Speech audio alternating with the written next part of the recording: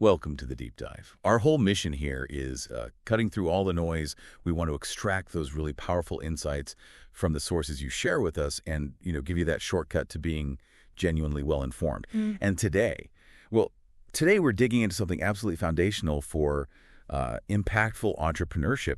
It's all about understanding the problem. It's just so easy, isn't it, to get completely swept up in, this brilliant new idea or a groundbreaking solution, maybe that slick new product. That's often where the entrepreneurial spark kind of ignites for people. But hang on, before we race ahead, we really need to pump the brakes for a second. We have to face a bit of a sobering truth. Yeah. And that truth, well, it was put very bluntly by Eric Ries, the author of The Lean Startup. He said basically 9 out of 10 startups fail. And it's not because they execute badly. It's because fundamentally they build something nobody wants. Wow. 9 out of 10. It's huge. Just think about that for a second. It's not about how well you build it or how clever your marketing is. It really just boils down to, is there a genuine need in the market for what you're creating? Right. And that's exactly why this whole problem-first approach, it's not just like a nice idea. It's absolutely fundamental. I mean, think about it this way. You wouldn't just prescribe medicine without diagnosing the illness first, would you? No, of course not. So why on earth would you build a solution without truly, deeply understanding the problem it's supposed to fix? That is such a powerful analogy. Really powerful. And it highlights exactly why our mission today, for you listening, is to really unpack what makes a good problem. The kind of problem that can actually be the bedrock, the foundation of a really successful business. Because let's be real, we all have problems every day. Like my socks vanish in the wash, or my coffee takes too long in the morning. Little things. Right. But not all problems are created equal, are they? Especially when you're thinking about building a business around one. Not at all. So, to find those golden opportunities, those really viable problems, we need to know what to look for. There's some specific characteristics involved. Okay, so let's dive into the first one. What makes a problem high potential? Well, first off, it really needs to be specific. We're not talking about some vague feeling like, life is hard. No, it needs to be clearly defined. Something like finding parking near my office takes me 30 minutes every single morning. That's specific. It's not just parking sucks. Exactly. Yeah. That specificity is it's absolutely critical. Because if you start with a vague problem, guess what? You end up with a vague solution. Right. Makes sense. And vague solutions, well, they usually end up being no real solution at all. They don't hit the mark. But when you can really pinpoint that exact friction point, like that 30-minute parking nightmare, then you can immediately start thinking about targeted fixes. Otherwise, if it's too broad, you're just, throwing darts in the dark, hoping something sticks. Yeah, good point. Okay, so specificity first. And building right on that, a good problem is also repeated. Yes. This can't be just a one-off annoyance, something that happens very rarely.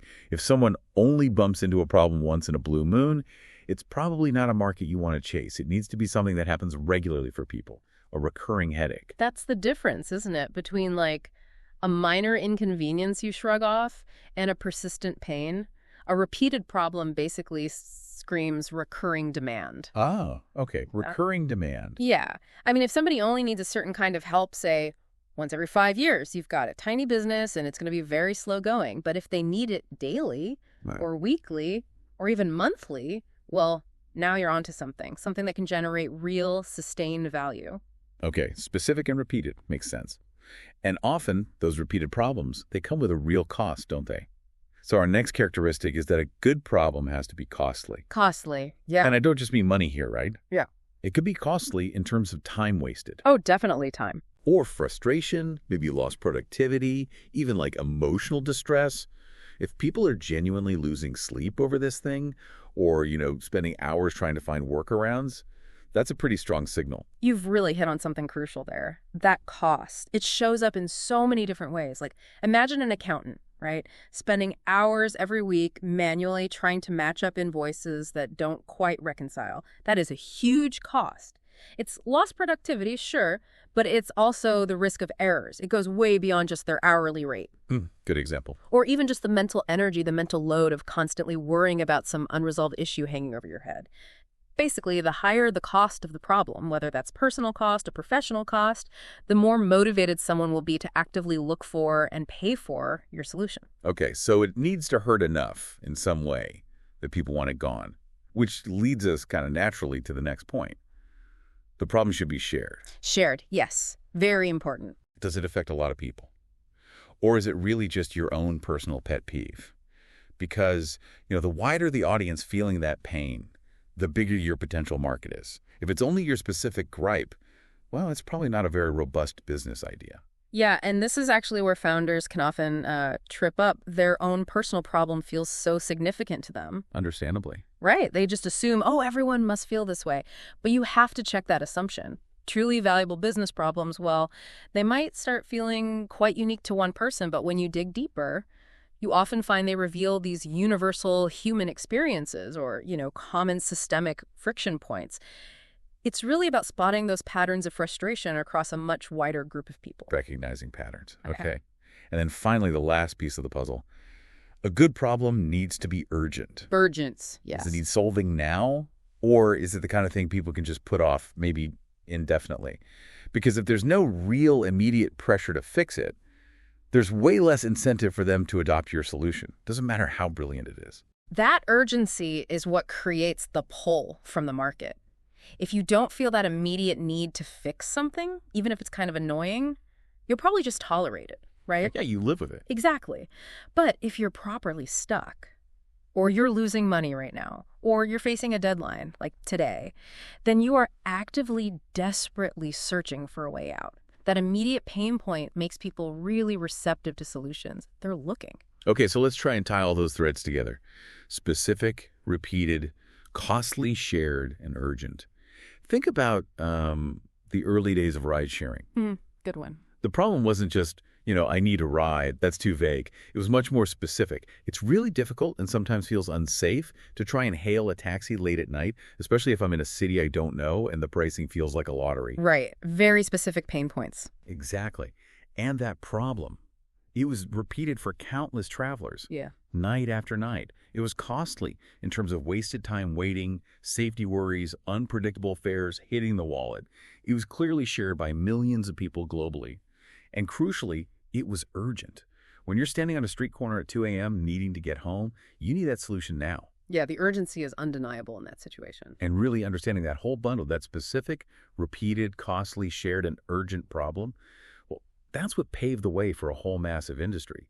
It's actually incredible when you see how that deep problem understanding really does birth innovation. So yeah, the entrepreneurial journey, at least the one that leads to real impact, real sustainability, it absolutely has to begin with this kind of deep dive into the problem itself. It's like the foundational map you need before you start walking.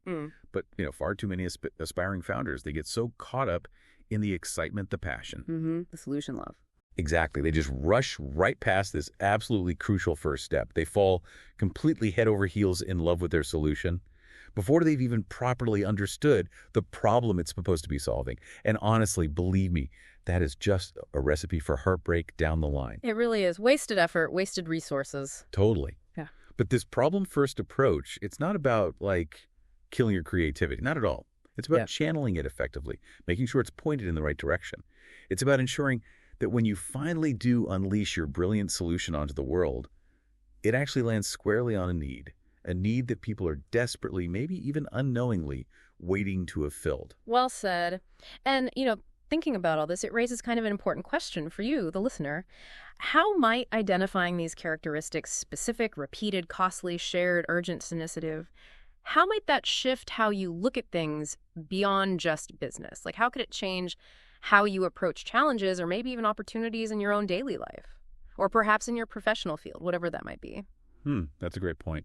Just take a moment, maybe later today, think about the problems you run into, big or small. Do they actually show these key traits? It's an interesting lens to look through. It really is. Start looking at the world through that lens of problems, and you might just start seeing opportunities everywhere you look.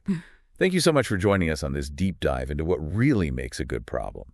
Keep that curiosity burning.